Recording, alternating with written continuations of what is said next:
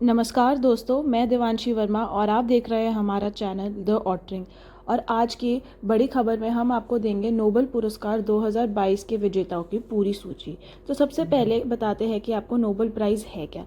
Nobel पुरस्कार जो है विश्व का सबसे प्रतिष्ठित पुरस्कार है, जो कि 6 अलग अलग क्षेत्रों यानी कि इकोनॉमिक्स, फिजिक्स, केमिस्ट्री, लिटरेचर और पीस में दिया जाता है।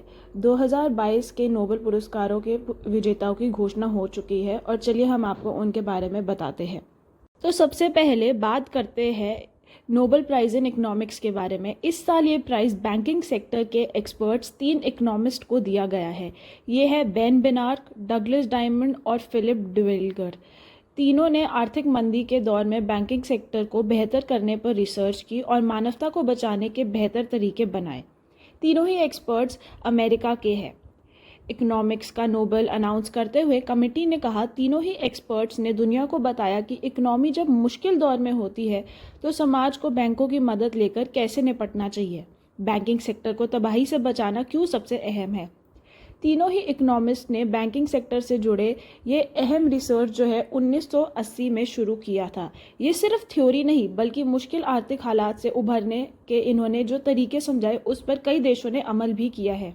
अमूमन जैसे ही फाइनेंशियल क्राइसिस के वक्त बैंक के डिपॉजिटर्स पैसा निकालने में जल्दबाजी करते हैं। तीनों इकोनॉमिस्ट ने बैंकिंग और सोसाइटी के बीच बैलेंस बनाकर इस मुश्किल के निकालने के उपाय सुझाए।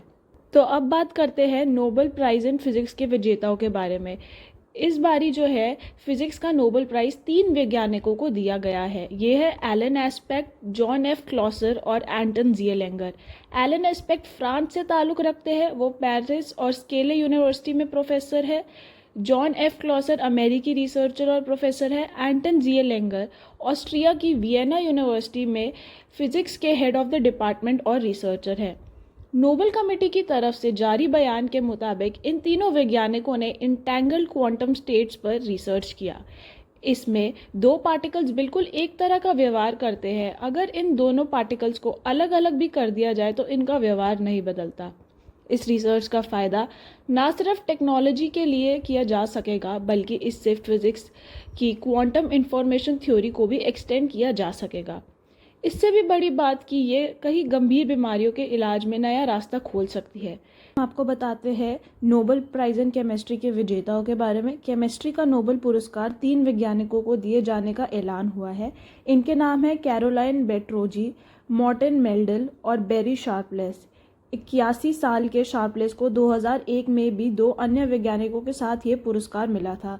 नोबेल कमेटी के मुताबिक इन वैज्ञानिकों ने क्लिक केमिस्ट्री को एक नया आयाम दिया है। इसके अलावा बायो ऑर्थोगोनल केमिस्ट्री में इनका रिसर्च भविष्य में मेडिसिन के लिए नया रास्ता खोलेगा। हम बात करें नोबेल पुरस्कार इन मेडिसिन के बारे में, तो नोबेल पुरस्कार मेडिसिन में इस बारी दिया गया है स्वीडिश वैज्ञानिक स्वांते पैबो को। उन्हें विलुप्त होमिनिन और मानव विकास के जीनोम से जुड़ी खोजों के लिए ये पुरस्कार दिया गया है। इसी के साथ साथ साहित्य के बारे में बात करें तो नोबेल प्राइज़ इन लिटरेचर 2022 जो है इस वर्ष फ्रांसीसी लेखिका एनी एरनॉक्स को दिया गया है। इनके लेखन में व्यक्तिगत स्मृति की जड़ों में जाकर पारंपरिक व्यवस्थाओं और सामूहिक प्रतिबंधों को उजागर करने का काम दिखता है, जिसके लिए इन्हें इस वर्ष ये अवार्ड नवाजा गया है।